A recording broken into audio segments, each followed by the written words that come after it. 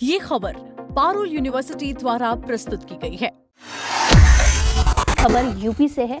UP की राजनीति से जुड़ी है, जिसके बाद कई सारे सवाल हैं। क्या बीजेपी ने यूपी चुनाव 2027 की सबसे बड़ी तैयारी अभी से शुरू कर दी है? क्या मुख्यमंत्री योगी आदित्यनाथ दोनों डिप्टी सीएम और संगठन के बीच सभी मतभेद खत्म होने की कोशिश करती हुई बीजेपी नजर आ रही है? और आखिर नितिन नवीन के दौरे में भोजन, आम चाय और भगवान बुद्ध की प्रतिमा के जरिए ऐसा कौन सा राजनीतिक संदेश दिया गया जिसकी चर्चा पूरे उत्तर प्रदेश की राजनीति में हो रही है? दरअसल उत्तर प्रदेश की राजनीति में चुनाव भले अभी दूर हो, लेकिन बीजेपी ने मिशन 2027 की तैयारियों को पूरी रफ्तार दे दी है।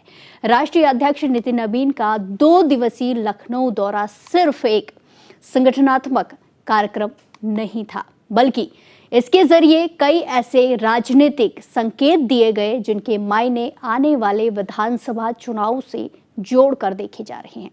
इस दौरे में संगठन, सरकार, संघ, कार्यकर्ता और सामाजिक समीकरण हर मोर्चे पर एक साथ काम करने का संदेश दिखाई दिया।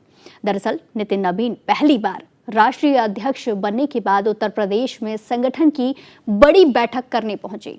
उनका पूरा फोकस साफ था, मिशन 2027 के लिए पार्टी का चुनावी आधार और मजबूत करना। उन्होंने कार्यकर्ताओं से कहा कि सरकार की योजनाओं को घर घर तक पहुंचाना होगा, लोगों तक पहुंचाना होगा और विपक्ष के प्रचार से सावधान रहना होगा।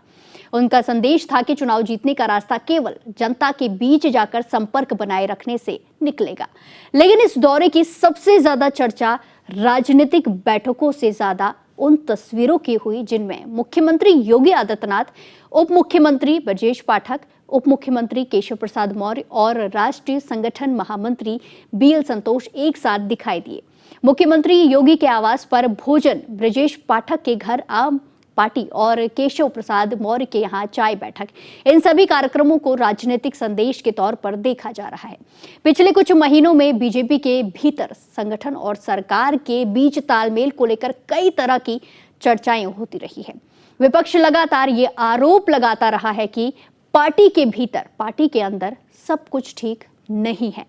ऐसे में माहौल में नितिन नवीन ने अपने पूरे कार्यक्रम में सभी बड़े बड़े नेताओं को बुलाया, बराबर महत्व देकर यह संकेत दिया है कि कोशिश की जा रही है कि इनको अच्छी तरीके से एक साथ समन्वय बिठाया जाए। पार्टी पूरी तरह एकजुट है और मिशन 2027 में कोई अंदरूनी विवाद आड़े नहीं आने दिया जाएगा।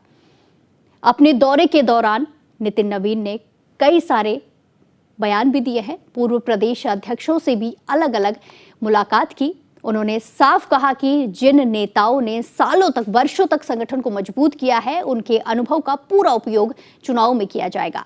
यानी पार्टी पुराने और नए नेतृत्व को साथ लेकर चलने की रणनीति पर काम कर रही है। नितिन नवीन ने पद्मश्री डॉक्टर विद्या बिंदु सिंह से भी मुलाकात की, जहां शहर के बुद्धिजीवी मौजूद रहे।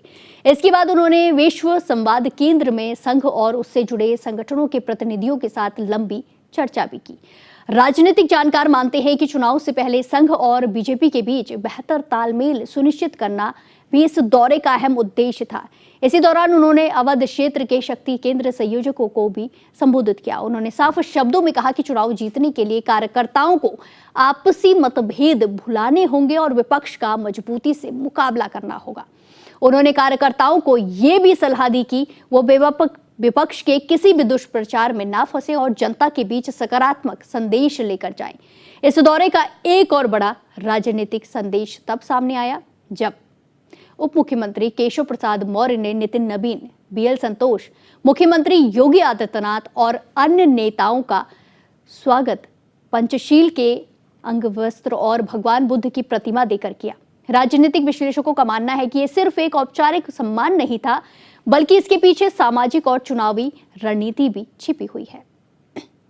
उत्तर प्रदेश में अति पिछड़े और दलित वर्ग का एक बड़ा हिस्सा भगवान बुद्ध में आस्था रखता है। पिछले कुछ वर्षों में बीजेपी लगातार इन वर्गों के बीच अपनी पकड़ मजबूत करने की कोशिश करती रही है। ऐसे में बुद्ध प्रतिमा और पंचशील से स्वागत को इसी व्यापक सामाजिक रणनीति का हिस्सा माना जा रहा है। माना जा रहा है कि पार्टी आने वाले चुनाव में पारंपरिक वोट बैंक के साथ साथ नए सामाजिक समीकरणों को भी मजबूत करना चाहती है। इस पूरे दौरे के दौरान एक और तस्वीर चर्चा में रही। नितिन नवीन एक बूथ अध्यक्ष शिवाजी रावत के घर भी पहुंचे। राजनीतिक संदेश साफ था कि बीजेपी केवल बड़े बड़े नेताओं तक सीमित नहीं रहना चाहती है, बल्कि बूथ स्तर के कार्यकर्ताओं को भी उतनी ही तवज्जो दी जा रही है। चुनावी राजनीति में बूथ प्रबंधन को बीजेपी की सबसे बड़ी ताकत माना जाता है और यही कारण है कि बड़े नेतृत्व, शीर्ष नेतृत्व लगातार जमीनी कार्यकर्ताओं से संवाद बढ़ा रहे हैं। अब सबसे बड़ा सवाल यही है, आखिर इस पूरे दौरे का राजनीतिक मतलब क्या है? पहला संदेश, बीजेपी ने साफ कर दिया है कि मिशन 2027 की तैयारी अभी से शुरू हो चुकी है। दूसरा संदेश, सरकार, संगठन और संघ के बीच बेहतर समन्वय बनाकर चुनावी मशीनरी को पूरी तरह सक्रिय किया जा रहा है। और तीसरा संदेश, पिछड़े, अति पिछड़े और दलित वर्ग को साधने के लिए सामाजिक और सांस्कृतिक प्रतीकों का इस्तेमाल भी किया जा रहा है। यह भी रणनीति का हिस्सा होगा। और चौथा संदेश, पार्टी किसी भी तरह के अंदरूनी मतभेद की चर्चा को खत्म कर एकजुटता की तस्वीर जनता के सामने रखना चाहती है। यानी साफ है, उत्तर प्रदेश की राजनीति अब धीरे धीरे मिशन 2027 की दिशा में आगे बढ़ रही है और आने वाले महीनों में राजनीतिक गतिविधियां और ज्यादा तेज होने वाली हैं।